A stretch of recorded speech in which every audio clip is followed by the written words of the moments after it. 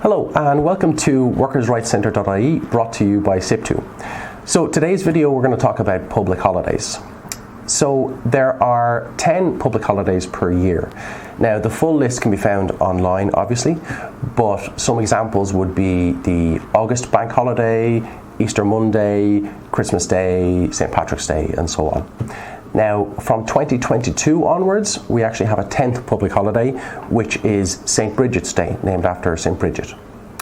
In 2022, this public holiday will fall on the 18th of March, which is the day after Paddy's Day.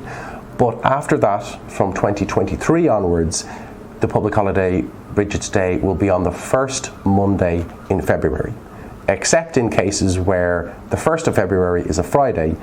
In that case, Bridget's Day will be on that Friday. Okay, so what are full-time employees entitled to for a public holiday? Now, if you're a part-time employee, don't worry, we'll come to you in a minute.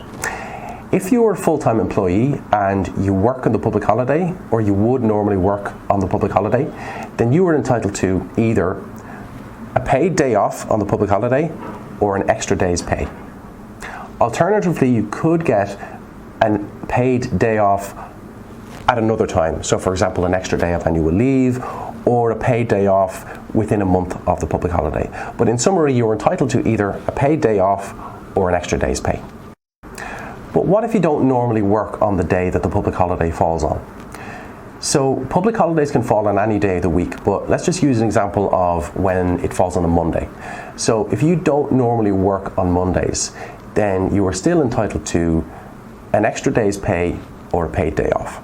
So if you don't get a paid day off for the public holiday, so in other words, if you actually worked on the public holiday, or you would have normally worked on the public holiday, then the extra pay that you receive for working the public holiday is whatever you got paid on the last day you worked before the public holiday. So for example, if the public holiday falls on the Monday, and if you worked that Monday, then the extra pay you should receive is, for example, whatever you got paid last Friday or last Saturday. How is your pay calculated if you don't normally work on that day that the public holiday is on? So for example, say you don't work Mondays, you work Tuesday to Saturday.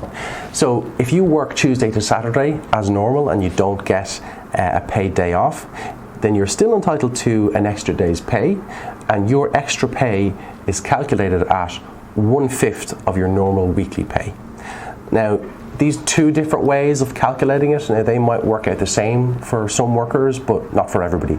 It depends on how many days a week you work and how many hours you work as well. What about part-time workers?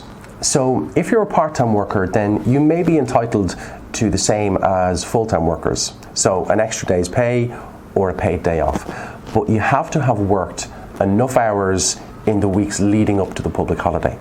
So you have to actually have worked at least 40 hours in the 5 weeks leading up to the public holiday.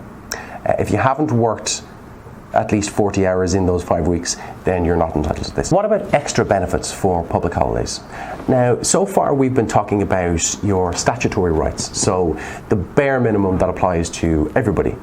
But in some workplaces, people might get double pay for working public holidays, or time and a half. These are things that unions can seek through collective bargaining to win for their members. So to find out how you can get organised into a union, you can contact the number below. Okay, so where can you find out more? Well, there is a law called the Organisation of Working Time Act, which lays out all of your rights and entitlements in relation to public holidays. If you believe you're not getting your proper entitlements for public holidays, then you should get advice from your trade union.